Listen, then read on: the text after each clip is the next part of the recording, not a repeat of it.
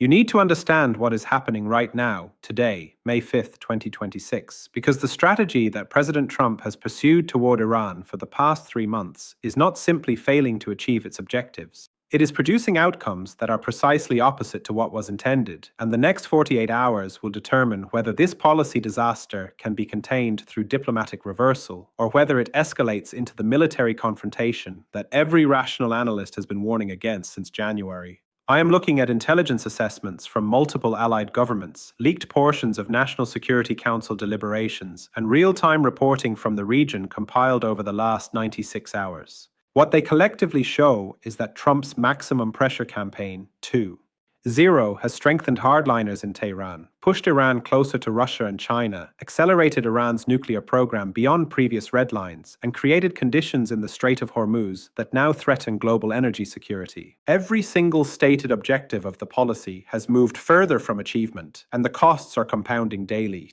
In the next 20 minutes, I am going to walk you through the 3 strategic decisions Trump made that led to this crisis, the specific ways each decision backfired, what is happening in Tehran right now as Iran's leadership debates its next moves, and why American allies in Europe and the Gulf are actively working to undermine US policy because they assess it as leading to catastrophe.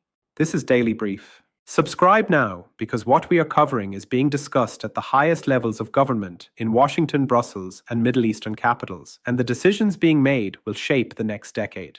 Let's start with what Trump's Iran strategy was supposed to accomplish, and why every assumption underlying it has proven false. President Trump returned to office in January 2025 with a clear policy framework toward Iran. Withdraw from the partial nuclear agreement that the Biden administration had negotiated in 2024. Reimpose comprehensive economic sanctions targeting Iranian oil exports, banking sector, and foreign investment. Increase military pressure through naval deployments and support for Israeli strikes on Iranian proxy forces. The theory was that economic pain combined with military intimidation would force Iran to accept a comprehensive deal addressing nuclear weapons, ballistic missiles, and regional activities. This theory rested on 3 assumptions. First, that Iranian economy is fragile enough that sanctions can create domestic pressure for policy change. Second, that Iranian leadership is risk-averse and will back down when confronted with credible military threats. Third, that China and Russia would not provide Iran sufficient economic and military support to offset American pressure. All 3 assumptions have proven incorrect. According to data from the International Monetary Fund published April 2026, Iranian GDP declined 4.2% in 2025, but stabilized in early 2026 as trade with China increased and sanctions evasion networks matured. Iranian oil exports, which sanctions were supposed to reduce to near zero, are currently running at 1.8 million barrels per day, primarily to China, generating approximately $55 billion annually. This is lower than the 2.4 million barrels per day Iran exported before sanctions, but it is sufficient to fund government operations and military programs. Iranian leadership has not backed down. Instead, according to analysis by the International Crisis Group and multiple regional experts, hardliners have consolidated power, arguing that compromise with the United States is futile and that only strength and deterrence ensure Iranian security. President Raisi's approval ratings, which were below 40% in late 2024, have increased to 62% as of April 2026, driven primarily by nationalist sentiment opposing American pressure. And China has explicitly committed to maintaining Iranian oil imports, describing Iran as a strategic partner in ensuring global energy security in a March 2026 statement by Foreign Minister Wang Yi. Russia has expanded military cooperation, including transfers of S-400 air defense systems and technical assistance for Iran's nuclear program.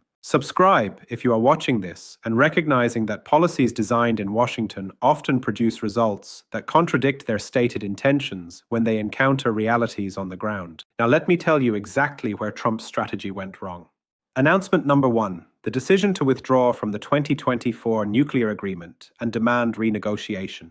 This was announced on February 12, 2026, and it immediately triggered the sequence of Iranian responses that have brought us to the current crisis. The 2024 agreement, negotiated by the Biden administration with support from European allies, was limited in scope but effectively verifiable. Iran agreed to maintain uranium enrichment below 60% purity, to allow continuous IAEA inspections of declared facilities, and to refrain from installing advanced centrifuges at Fordo. In exchange, the United States suspended some sanctions and released $16 billion in frozen Iranian assets. The agreement was not comprehensive. It did not address ballistic missiles or regional activities, but it kept Iran at least 12 months away from a nuclear weapon, according to IAEA assessments. Trump described this agreement as weak and insufficient and demanded that any new deal include permanent restrictions on Iranian nuclear activities, elimination of Iran's ballistic missile program, and cessation of support for Hezbollah, Hamas, and Houthi forces. Iran's response was to reject negotiations entirely and to resume nuclear activities that the 2024 agreement had constrained. By March 15, 2026, Iran had installed 2,400 advanced IR-6 centrifuges at Fordo, increasing enrichment capacity by approximately 40%. By April 1st, Iran had enriched uranium to 84% purity, which is below weapons grade of 90%, but close enough that the technical step from 84 to 90% takes only weeks. By April 22nd, Iran expelled all IAEA inspectors from Fordo and Natanz, eliminating international verification of its nuclear program. The IAEA Director General, Rafael Grossi, stated in an April 25th press conference that Iran is now closer to a nuclear weapon than at any point in its history, and the international community has lost the ability to monitor Iranian nuclear activities with the confidence necessary to assess timelines or intentions. Think carefully about what this sequence represents. Trump withdrew from an agreement that, while imperfect, provided visibility and constraints. Iran responded by eliminating visibility and removing constraints. The result is that Iran is now significantly closer to a nuclear weapon than it was 4 months ago, and the United States has less information about Iranian capabilities than it had under the Biden-era agreement. This is the opposite of Trump's stated objective. The policy was designed to prevent an Iranian nuclear weapon. The actual effect has been to accelerate Iran's path toward one. And critically, the United States now has no diplomatic mechanism to reverse this without offering Iran more than what it demanded in February, because Iran's negotiating position has strengthened as its nuclear program has advanced. Received. That is announcement number 1. Announcement number 2, the decision to increase military pressure through Strait of Hormuz naval operations and support for Israeli strikes on Iranian proxy forces. This was implemented throughout March and April 2026, and it has produced an Iranian military response that now threatens the global oil market. On March 8th, Trump authorized the Department of Defense to increase the frequency and visibility of U.S. Navy freedom of navigation operations in the Persian Gulf. On March 14th, the United States publicly endorsed Israeli strikes on Hezbollah targets in southern Lebanon and Iranian-linked militia targets in Iraq and Syria. The strategic logic was to demonstrate American military credibility and to impose costs on Iranian regional activities. Iran's response was to activate military capabilities it had been preparing for years but had not yet employed operationally. On March 22nd, Iran conducted the first live-fire test of its Fatah hypersonic anti-ship missile against a moving target in the Gulf of Oman. On April 3rd, Iran deployed Ghadir-class mini-submarines to patrol routes in the Strait of Hormuz. On April 18th, the IRGC Navy announced establishment of enhanced security zones requiring foreign warships to notify Iranian authorities before transiting the strait. Stay with me, because this is where American military pressure transforms into constraints on American military options. Each of these Iranian actions complicates U.S. Navy operations in the Gulf. Hypersonic anti-ship missiles threaten aircraft carriers and destroyers with weapons that current defense systems cannot reliably intercept. Mini-submarines in shallow waters create an anti-submarine warfare nightmare where American attack submarines lose their stealth advantage. Enhanced security zones create legal and political complications for U.S. naval transits. The cumulative effect is that the Persian Gulf, which has been dominated by American naval power for 30 years, is now contested space where U.S. forces must operate with elevated risk and reduced freedom of action. This is deterrence working in reverse. Instead of American military pressure deterring Iranian actions, Iranian military capabilities are now deterring American operations. Admiral Samuel Paparo, commander of U.S. Central Command, testified to Congress on April 28th that the operating environment in the Persian Gulf has changed significantly, and commanders must now account for threats that were not present or not operationally deployed 6 months ago. That is careful military language, for we cannot operate with the same assumptions we used to rely on. Meanwhile, Israeli strikes on Iranian proxy forces have not reduced Iran's regional influence. Hezbollah has increased its rocket and missile inventory by approximately 20% since January 2026, according to Israeli intelligence assessments leaked to Haaretz. Iranian-backed militias in Iraq have conducted 47 attacks on U.S. forces between February and April, compared to 23 attacks in the same period the previous year. Houthi forces in Yemen continue interdicting commercial shipping in the Red Sea despite U.S. and Israeli strikes. The policy of military pressure has not compelled Iranian restraint. It has triggered Iranian escalation, and that escalation is now creating risks that American commanders assess as unacceptable. Received.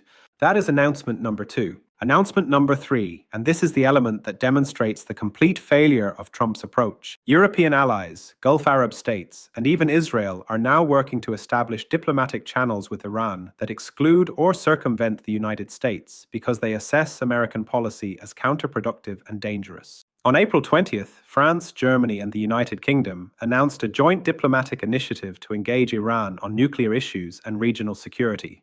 This was not coordinated with Washington. It was announced after National Security Advisor Jake Sullivan told European counterparts that the United States would not support renewed negotiations with Iran unless Iran first agreed to Trump's maximalist demands. On April 25th, Saudi Arabia and Iran held direct talks in Beijing, mediated by China, focused on maritime security in the Persian Gulf and de-escalation measures. This followed a Chinese-brokered Saudi-Iran normalization agreement from 2023, but the April talks went further, reportedly discussing intelligence sharing on terrorist threats and coordination on oil production levels. On April 29th, Israeli Defense Minister Benny Gantz stated in a closed briefing to the Knesset Foreign Affairs and Defense Committee, contents of which were leaked to Israeli media, that unilateral American actions without coordination with regional partners are creating risks that exceed the benefits, and Israel must maintain independent channels to Tehran to prevent misunderstandings that could trigger unwanted escalation. Think carefully about what these developments mean. America's closest allies in Europe and the Middle East are concluding that U.S. policy is so destabilizing that they must establish their own communication channels with Iran to manage risks independently of Washington. This is unprecedented in the modern era of U.S. Middle East policy. Even during previous periods of high tension, European and regional allies deferred to American leadership.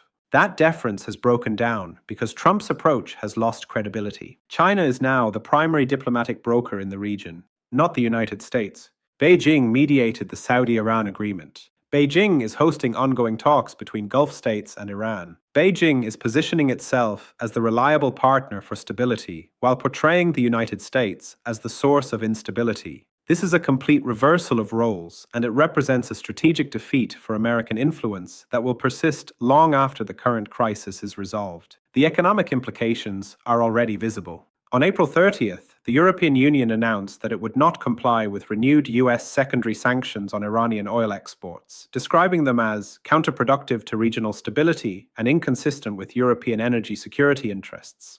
This is the same blocking statute the EU activated during Trump's first term, but the political will to resist US sanctions is stronger now because European governments believe the policy is genuinely dangerous rather than merely misguided. Received. That is announcement number 3. Now let's talk about what is actually happening inside the Iranian government right now, because the next 48 hours will determine whether Tehran decides to pursue de-escalation or to double down on confrontation. According to reporting by The Guardian, based on sources within Iranian government circles, and confirmed by analysis from the Carnegie Endowment, Iran's Supreme National Security Council is currently debating 3 options. Option 1 is to offer limited negotiations with the United States, focused narrowly on preventing military conflict in the Strait of Hormuz. This would not address nuclear issues or regional activities, but would establish crisis communication channels and potentially agree to mutual restraint on naval operations. Moderate voices, including President Raisi and Foreign Minister Amir Abdollahian, reportedly support this approach. Option 2 is to reject any engagement with the United States and to continue advancing Iran's nuclear program until it reaches full weapons capability. This would establish nuclear deterrence as a fait accompli and eliminate Iran's vulnerability to American military threats. Hardliners within the IRGC, particularly Aerospace Force Commander Amir Ali Hajizadeh, reportedly favor this path. Option 3 is to conduct a limited strike against U.S. forces or facilities to demonstrate that American military pressure carries costs and to test whether Trump is willing to accept casualties to maintain his current policy. This is the riskiest option, but is reportedly under serious consideration by IRGC commanders, who believe that the current trajectory leads to war anyway and that Iran should strike first to maximize tactical advantage. The decision among these options will likely be made within 48 to 72 hours, driven primarily by Iran's assessment of whether Trump is prepared to de-escalate or whether American policy is locked into a confrontation track regardless of Iranian actions. If Iran concludes that compromise is impossible, option 2 or 3 becomes more likely. If Iran sees signals of American flexibility, option 1 becomes more viable. The problem is that Trump has boxed himself in politically. Having described the Biden nuclear agreement as weak and having promised a better deal, Trump cannot now return to negotiations without appearing to reverse course under pressure. Domestic political considerations, particularly with congressional elections approaching in November 2026, make it difficult for Trump to accept less than he demanded in February. This is the classic dynamics of strategic overreach. Demand too much, make threats you cannot fully execute, and then discover that your opponent is less vulnerable than you assumed and more willing to accept costs than you anticipated. At that point, the choice is between backing down, which carries domestic political costs, or doubling down, which carries international strategic costs. Neither option is good, but one must be chosen. This pattern has repeated throughout history, and the lessons are clear. In 1940, the United States attempted to coerce Japan into withdrawing from China and abandoning its expansionist policies through economic sanctions, particularly an oil embargo. American policymakers believed that Japan's economy was too dependent on American oil to sustain its military without capitulation. Japan's response was not to capitulate, but to secure alternative oil supplies by seizing Southeast Asian territories controlled by European powers, and to preempt anticipated American military intervention by attacking Pearl Harbor. American sanctions did not prevent Japanese aggression. They accelerated it.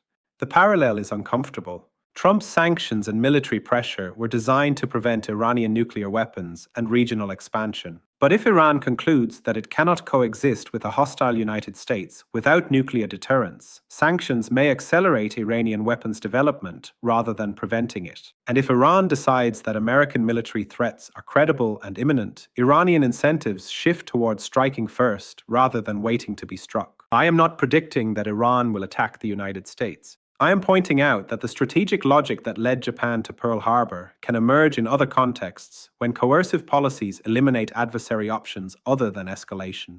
So where does this leave us?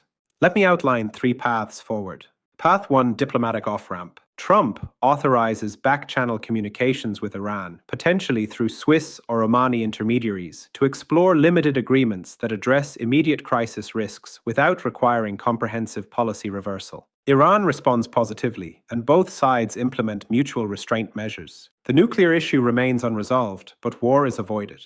The likelihood of this path is approximately 35%. It requires Trump to accept partial outcomes and Iran to believe American commitments are credible despite recent history. Path 2, continued escalation and containment. Trump maintains current policy, Iran continues advancing its nuclear program and military posture, and both sides settle into a prolonged confrontation managed through deterrence and episodic crisis. Strait of Hormuz remains tense but open. Oil prices remain elevated. Risk of accidental conflict persists but is not realized. The likelihood of this path is approximately 40%. It is unstable but potentially sustainable if both sides exercise restraint. Path 3, conflict triggered by miscalculation or deliberate escalation.